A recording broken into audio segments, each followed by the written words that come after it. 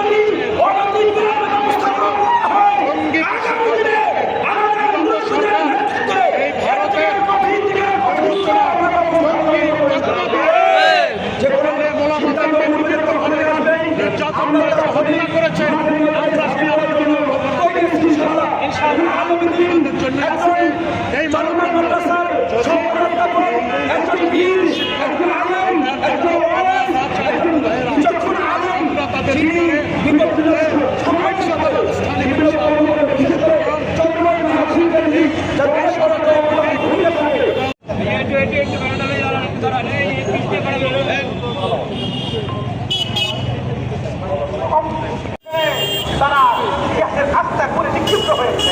আমরা বিগত সেই 16 বছর 17 বছর ইতিহাস দেখেছি।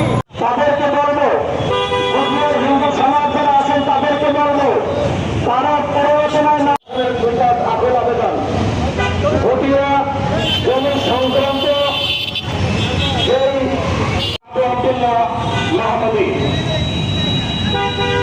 আসসালামু আলাইকুম ওয়া রাহমাতুল্লাহ।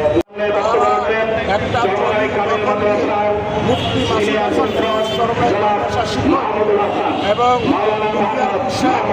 তার নামে একটি মানববন্ধনের ব্যানার, তারা ব্যানারের ভিতরে তারা মাসুদ হাসান ইউনূসকে জঙ্গি প্রশিক্ষক হিসাবে তকমা দিয়েছে।